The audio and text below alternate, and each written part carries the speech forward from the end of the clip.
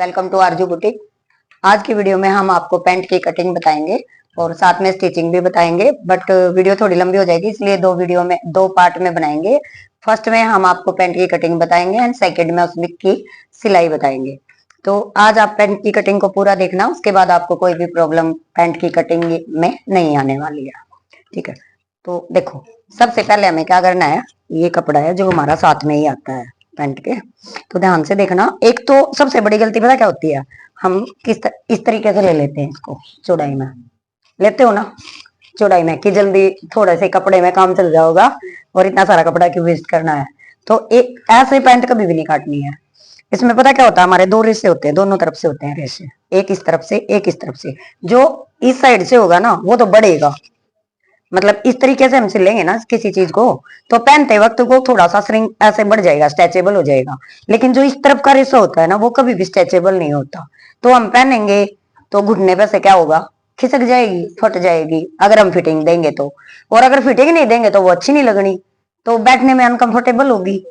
और घुटने पे से वो जब उठेगी तो उठी ही रह जाएगी, मतलब जब आप खड़े हो जाओगे बैठोगे, मान लो उसने स्पेस दे भी दिया, घुटने से एकदम उठ जाएगी और उठी ही रह जाएगी, है ना।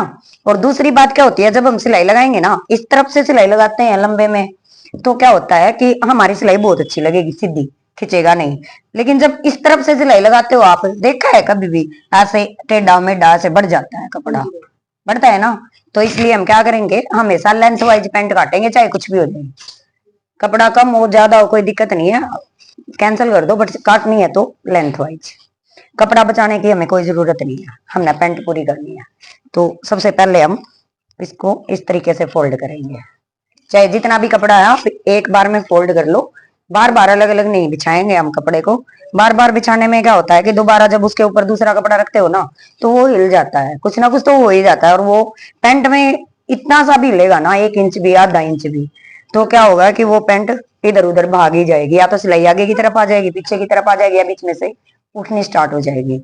तो मेन जो होता है हमारा सिलाई कटिंग में ही होता है, जो प्रॉब्लम आती है ना वो कटिंग में ही आती है। देखो इस चीज का ध्यान रखना है, ऐसे फोल्ड करना है इसको, इसके ऊपर, इसके अंदर डाल के ऐसे फोल्ड नहीं करना है, क्योंकि हमें दो पार्ट अलग से भी तो काटने हैं।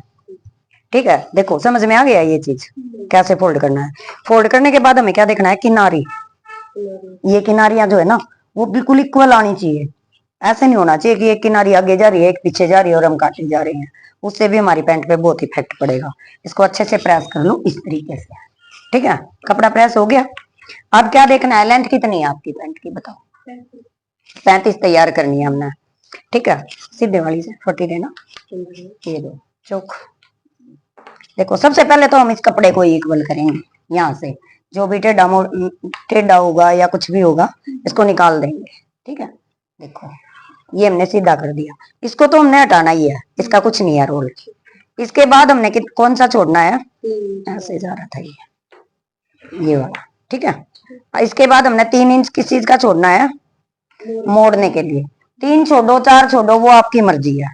ठीक है, जितना भी छोड़ना हो आप ऐसे मोड़ने के लिए छोड़ दोगे। अब इसको नहीं गिनोगे अपनी लेंथ में, क्योंकि ये बाहर है, इसको अंदर जाना है, इसका कोई चक्कर नहीं है। इसके बाद हमने पैंट करनी है 35 तैयार, तो हम कितना लेंगे, 34। पता क्यों लेंगे 34, क्योंकि 1 इंच हमारी बेल्ट जुड़ जाएगी ऊपर से। ठीक है, समझ में आ गया इतना। तो हम लेंगे इसको 34। ठीक है, एक लाइन आप यहाँ पे लगा लो,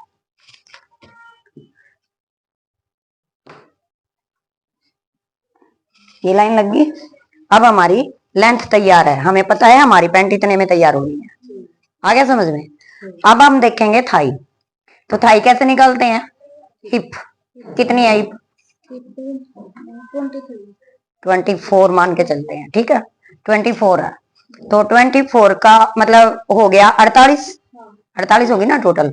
और चौथा हिस्सा कितना हो गया 48 का, 12, 12 में 3 ऐड करेंगे, कितना हो जाएगा 15। जब 3 ऐड करते हैं ना लूजिंग के लिए, ये निकलती है हमारी थाई, यहाँ पे हम थाई लिख लेते हैं, 15 इंच होगी। अब इसमें से बेल्ट कैसे निकाल लेंगे, इसका फार्मूला होता है, देखो ये फार्मूला तो पता चल गया ना, हिप का 4th पार्ट प्लस 3, 15 हो गया। तो ये है हमारी थाई, थाई में से 1.5 माइनस करेंगे तो निकलेगी हमारी बेल्ट। ये 15 है, 15 में से 1.5 घटाओ, कितना हो गया 13.5। तो 13.5 7 के साथ लगाते चलो, ये 13.5 हो गई हमारी बेल्ट का निशान। ठीक है, इसके बाद हमें क्या चाहिए, क्रोच एरिया। क्रोच एरिया पता चलेगा तभी तो थाई का निशान लगेगा। तो इसमें से जो बेल्ट कितनी है हमारी, 15 नहीं 1.5 इंच घटाया था ना, 13.5। 13.5 में से हम घटाते हैं 1, 12.5 आती है। पर 12.5 का क्रोच एरिया हम किसी का नहीं लेते, पता है क्यों? 11.5 से ऊपर क्रोच एरिया में हम जाते ही नहीं। हमारा फार्मूला कहाँ तक काम करता है, जहां तक 11.5 नहीं आता। इससे छोटा अगर नाप होता है ना, तो हम इसके अकॉर्डिंग चलेंगे। इसमें से 1 घटाएंगे और जितना भी आएगा लगा देंगे। जैसे ये 10 है तो 9 लगा देंगे, ये 11 है तो 10 लगा देंगे, ये 12 है तो 11 लगा देंगे। लेकिन जब 11.5 को कवर कर जाता है ना यहाँ, तो फिर हम उससे आगे नहीं बढ़ाते क्रोच एरिया। इसकी प्रॉब्लम पता क्या होगी, क्योंकि हमारा जो क्रोच एरिया है वो यहाँ आना है, यही आना है ना ये फिटिंग। लेकिन यहाँ पे, यहाँ से अगर यहाँ चली जाएगी तो ये एरिया ऊंचा होता है हमारा, ये नीचा होता है, तो उठ जाएगा ना वो ऊपर, कोना सा निकल जाएगा। तो क्रोच एरिया कहाँ आएगा, बस 11.5। 11.5 से नीचे नहीं जाएगा आपका क्रोच एरिया, चाहे कुछ भी हो जाए। ठीक है, तो इसको 11.5 ही लगाएंगे। अगर कम होता तो हम कम कर सकते थे, इससे ज्यादा नहीं जाएगा। तो और ये है हमारी थाई। थाई तो हमें पता ही है 15 है ना, 15। ठीक है, इस पे निशान लगा लेते हैं 15 का, यहां तक है। अब देखो इसका हाफ करना है हमने, थाई का। जो निकलने के बाद जो थाई हमारी अब रेडी है ना, इसका हाफ करना है। और देखो जो हमारी ये अब निशान लगेगा ना फ्रंट वाला, रेडी भी हमारी उतनी ही होएगी पैंट। मतलब ये नहीं है कि इससे कम ज्यादा हो जाएगी, उतनी ही रेडी होनी है जितना ये निशान लगेगा। ठीक है, तो ये 15 है, इसका हाफ कितना आएगा, 7.5। ये आ गया 7.5। अब ये 7.5 का निशान हम ऊपर भी लगाएंगे। ऊपर किस लिए लगा रहे हैं ये निशान, यहाँ पे प्लेट डालते हैं ना, और इसको ना आप 4.5 तक प्लेट डाल लेंगे ऐसे, 1.25 इंच इधर, 1.25 इंच इधर, होगी प्लेट का निशान। इसको मिला भी सकते हो आप, ताकि आपको इनर वगैरह काटने में दिक्कत ना आए। ठीक है, और आपको पता भी चल जाए प्रेस यहीं से आनी है। और यही 7.5 आप यहाँ पे नहीं, ये तो एक्स्ट्रा है, इसको छोड़ो, इस पे लगाओगे ऊपर वाले निशान पे, जहां तक हमने तैयार करनी है। 7.5 हो गया, इसको भी मिला दो ताकि आपको प्रॉब्लम ही ना रही। ठीक है, ये क्रीज का निशान है हमारा, जहां पे हमारी क्रीज आएगी। ठीक है, अब देखो मोरी हमें कितनी भी तैयार करनी हो, अगर हम स्ट्रेट बना रहे हैं ना, तो इससे ज्यादा नहीं जा सकते, थाई से ज्यादा। मतलब 15 है ना थाई, तो 15 तक तो हम कर सकते हैं मोरी, 16 नहीं कर सकते, 14 कर सकते हैं, 13 कर सकते हैं, 10 कर सकते हैं, 11 कर सकते हैं, बट 15 की बजाय 16 नहीं कर सकते, वहां गलत हो जाएगी पैंट। ठीक है, अब कितनी भी करो, कितनी करनी है आपको, 6 कर दो, 7 कर देते हैं। ठीक है, देखो 3.5 इधर, ऐसे नहीं करना है बिल्कुल भी कि इधर से 7 ले लोगे आप। ये मिड पॉइंट था हमारा, 3.5 इधर और 3.5 इधर, हो गया 7 होगी पूरी। अब एक्स्ट्रा नहीं लिया ना हमने, एक्स्ट्रा जो बैक में एक्स्ट्रा कटेगा ना उसमें से जाएगा, हम इसमें एक्स्ट्रा कुछ नहीं ले रहे। इसमें हम बस जितना हम रेडी कर रहे हैं ना उतना ही निशान लगेगा। ठीक है, अब ये फट्टी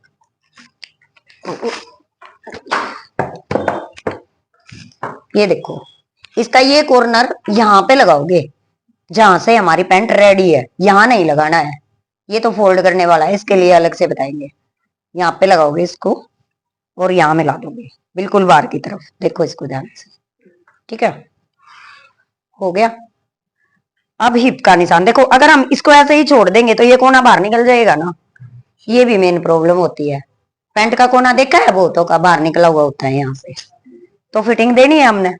इसी को देखो, ये कॉर्नर पकड़ो और इसको यहाँ पे रखो और इसको स्मूथली जहां पे मिल रहा है इसमें, मतलब जबरदस्ती नहीं करनी है, जहां तक मिल रहा है रख दो और इस तरीके से निशान लगा दो। ये देखो कोना कट गया, जो बाहर निकलता है वो हट गया, ये प्रॉब्लम सोल्व होगी। ठीक है, अब इसके बाद इसी फट्टी को ऐसे रखी थी ना हमने, इसी को सीधा ऐसे पलटो, पलट गई, और इस पे रखो और इसके बाद देखो इस निशान पे। ठीक है, ये निशान लग गया, ये हमारा फ्रंट का निशान लग गया, ये हमारा क्रोच एरिया है। अब क्या बचा बताओ, इसको डाउन भी तो करेंगे। हमारा जो टमी होता है वो सीधा थोड़ी होता है, अगर हम सीधी रखेंगे बेल्ट को तो क्या होगा, वो नीचे खिसकेगी या फिर उसमें चुन्नटे आ जाएंगी। तो क्या करेंगे, हम 1 इंच नीचे डाउन कर देंगे इसको, आगे वाले पार्ट को सिर्फ। ठीक है, इसको ऐसे रखेंगे और ये लाइन लगा देंगे, हो गया 1 इंच डाउन, ये देखो। ठीक है, अब क्या करना, हमें सिर्फ 2 पार्ट काटने हैं, मतलब चारों नहीं काटने हैं, ये 2 पार्ट काटने हैं, क्योंकि और 2 पार्ट भी कहां से काटने हैं, इधर से नहीं काटने, इधर से काटेंगे सिर्फ। ठीक है, अब ध्यान से देखना, ये देखो 2 पकड़े हमने, ये यहां ध्यान रखना है, ये नहीं कर देना कि चारों पे कैसे चला दोगे।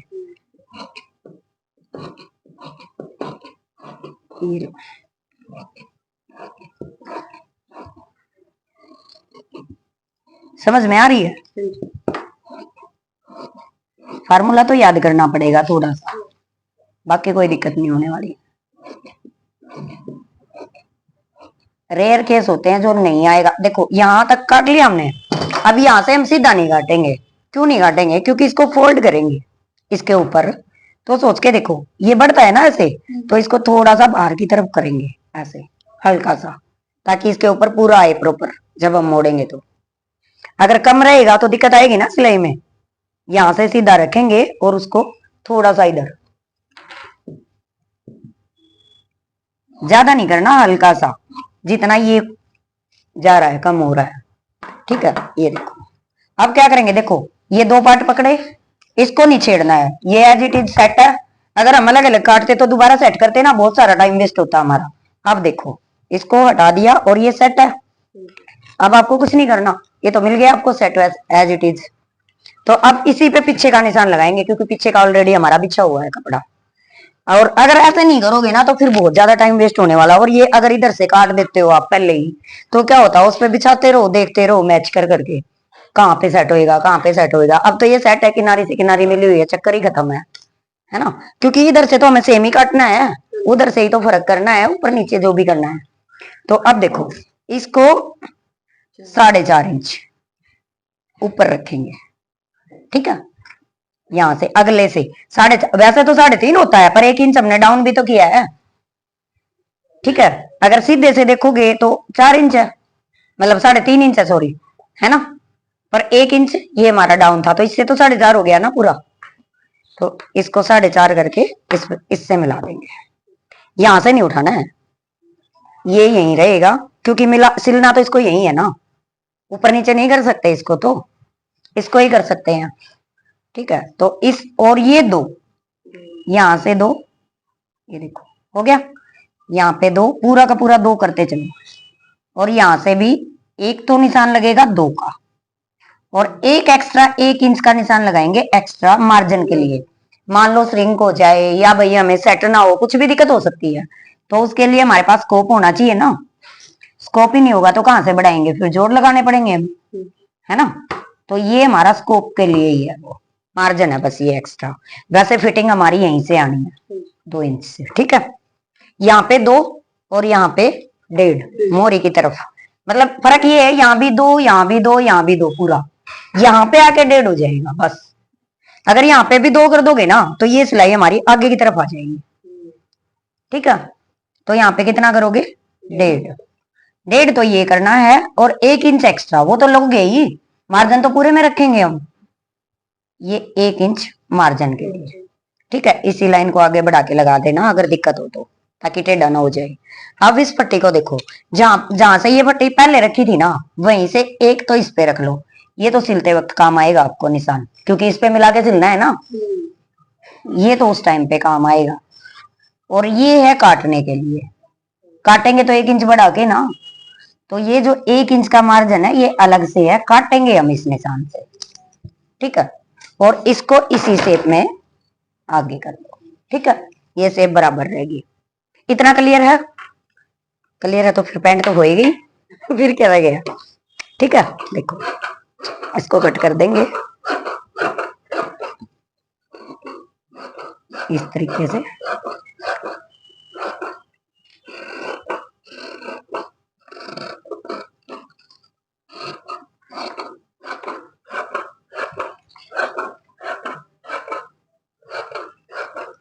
अगर इस फॉर्मूले से काटोगे ना, बस नाप लेते वक्त भी ध्यान रखना है, नाप कैसे लेना बताया था ना, नाप उस तरीके से ही लेना है जैसे हमने आपको बताया है, फिर कोई गलती नहीं होने वाली आपकी पैंट में। और ये जो है, ये निशान जो हमारा था, अब इस पे अब काट सकते हैं अब इनको, क्योंकि हमारा उधर वाला काम कंप्लीट हो गया।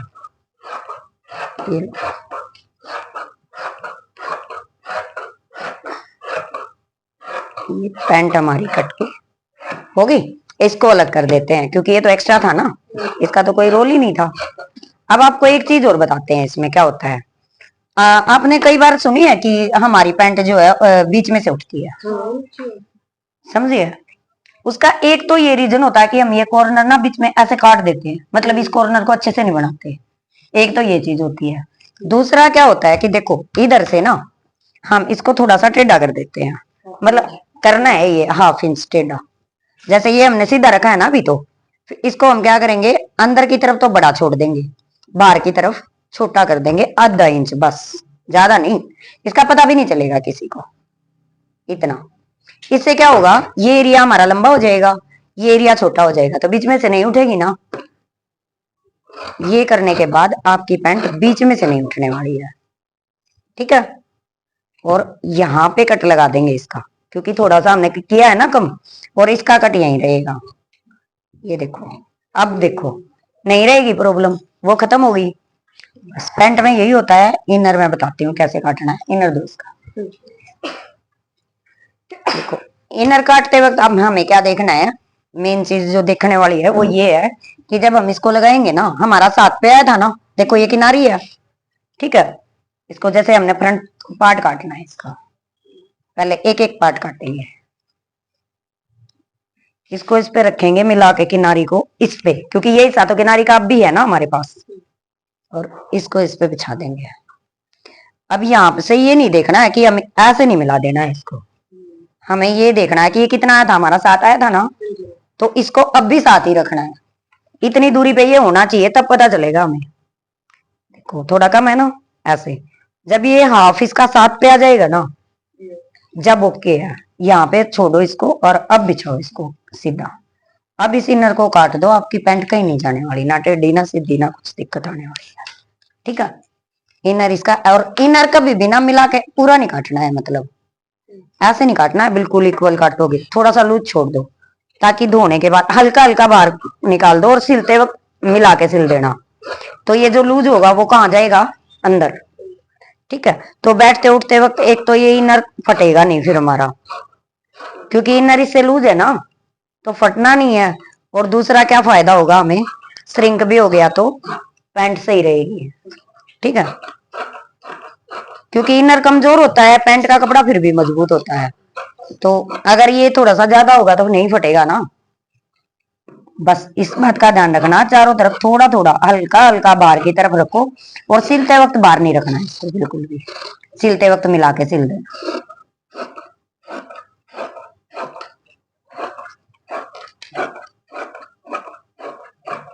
ये फ्रंट पार्ट का इनर कट गया, लो। और ऐसा ही बैक पार्ट का काट देना है। बैक पार्ट का इधर से जो किनारी है ना, इधर से पकड़ लो उसको, उसमें आप उलझ जाओगे अभी, मतलब जब तक आप ट्रेंड नहीं हो जाते ना, तब तक उधर से नहीं काटना है, तब तक ये बैक पार्ट यहाँ से काटोगे, 2 बैक पार्ट, एक रख लो कोई दिक्कत नहीं है, इक्वली बात है। इसको भी ऐसे ही मिलाओगे, और जितना उसमें बचा था ना ये, उतना ही इसमें भी रखोगे। इसका 1/2 7.5 नहीं आएगा, समझ में आ रहा है क्यों, क्योंकि ये ज्यादा है, तो इसका 1/2 नहीं देखना है हमने, बस उसी का 1/2 देखना था, उसी के अकॉर्डिंग इसको भी 7 पे कर देना है। ये देखो हो गया, ऐसे मिला देना, अपने आप दिख जाएगा ये कम ज्यादा हो रहा है या नहीं हो रहा है। मतलब इसको यहाँ नहीं मिलाना, इस बात का ध्यान रखना है, यहाँ पे गैप बनेगा, ठीक है। अब काट दो इसको। इनर अगर इधर से छोटा नहीं रखना है, उधर से छोटा रह जाएगा तो कोई बात नहीं, फोल्ड होना, इनर ना भी होगा तो कोई दिक्कत नहीं आनी। मान लो लेंथ कम बढ़ रही है इनर की, तो उधर से छोटा कर दो, कोई दिक्कत नहीं है, यहाँ से फोल्ड होगा, अगर यहाँ तक भी इनर हो तो भी काम चल जाएगा, और ऊपर पूरा होना।